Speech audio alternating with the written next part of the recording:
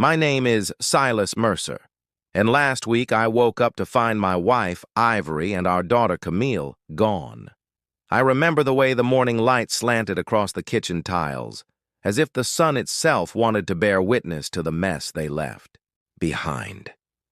The house was too quiet. No sound of Camille's laughter, no Ivory humming along to her morning playlist, just the ticking of the old grandfather clock I'd inherited from my father. Every tick, like a metronome counting down to the realization I didn't want to admit. They were both gone. Along with them, a duffel bag I'd used to stash what was supposed to be our future. $20 million in cash. Or so I'd let Ivory believe. I'd closed the deal of a lifetime, 10 years of phone calls, legal hurdles, and negotiations, all wrapped up in a single wire transfer that landed in my account the week before. It was supposed to be the start of a new chapter, the beginning of a life we'd dreamed about since we were 22 and broke, sharing dollar menu burgers and planning a future neither of us believed we'd actually see. That money was our ticket, out of stress, out of compromise, out of feeling like every small luxury had to be justified. I remember the night I withdrew it, hour after hour at the bank, making sure every note was crisp. I counted it myself, because I trusted no one.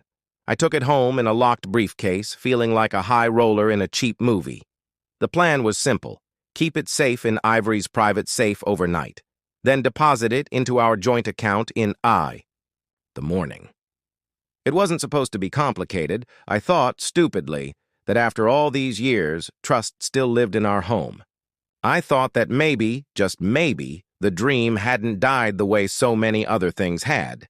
Instead, I got a note, folded neatly on the kitchen counter, written in her delicate, practiced hand, the same hand that once pinned love letters on sticky notes.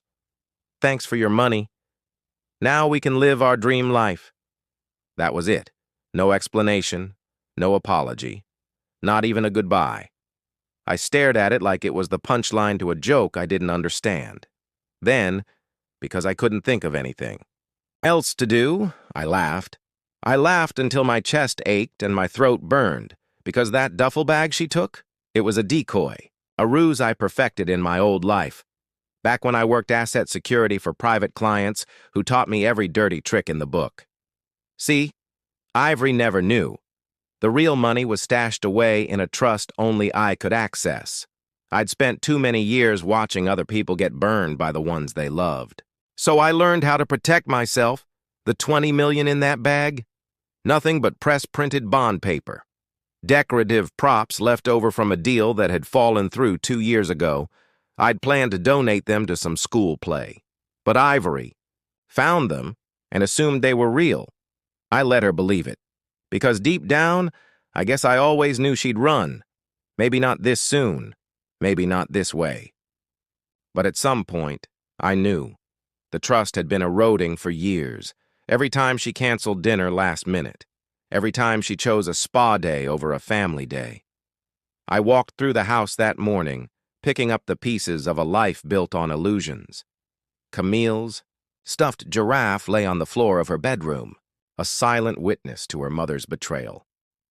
I picked it up, felt the worn fabric between my fingers, and tried to remember the last time she smiled at me without hesitation. It had been months, maybe longer.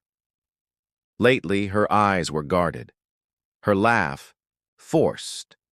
I told myself it was just teenage mood swings, that she was finding herself, that it was normal. But now I knew the truth. She'd known. She'd chosen sides.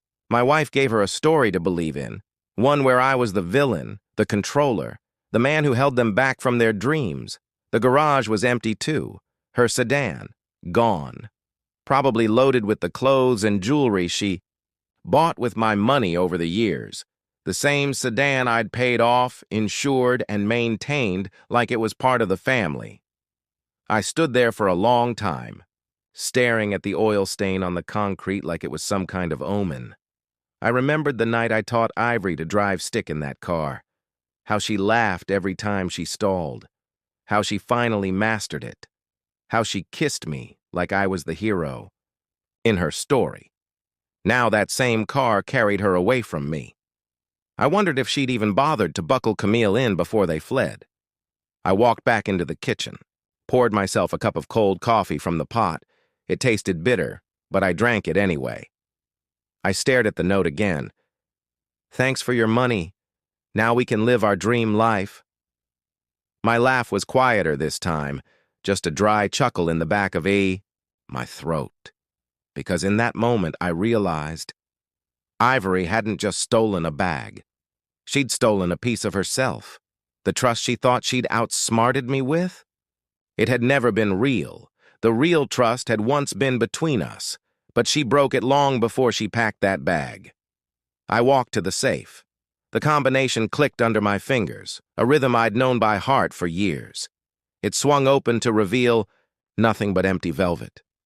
I half expected to feel something, anger, betrayal, tightness in my chest, but all I felt was relief, because this was the end of pretending, the end of trying to build a future with a woman who had already planned her exit. I pulled out my phone, opened my secure financial app. The trust account blinked back at me. Numbers, steady and unshakable. That was the real money. The real future, one she'd never see a dime of. I sat back in the chair, the sunlight catching the gold band on my finger. I turned it, once, twice, then slipped it off and placed it on the table next to the note. I didn't need it anymore. Didn't need her anymore. I picked up the giraffe, placed it on the kitchen counter, propped up like a sentry.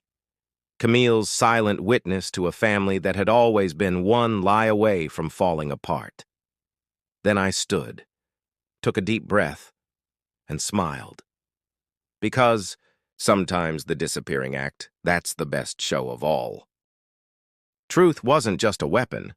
It was the only thing that could set me free. Meanwhile, Ivory was living out her fantasy, at least on the surface. I watched her every move through the private security network I'd kept running since the day I saw the cracks in her smile. Marbella, an obvious choice. Sun, yachts, beach clubs, where the nouveau riche clinked glasses and compared tans. The photos started trickling in on her social media. Beach selfies with carefully arranged towels and branded cocktails, always, showing just enough of the ocean behind her to look expensive. Always tagging a blessed or a manifesting abundance like a gospel. She posted videos of silk robes hanging from the balcony, their monograms bright white against a background of Mediterranean blue.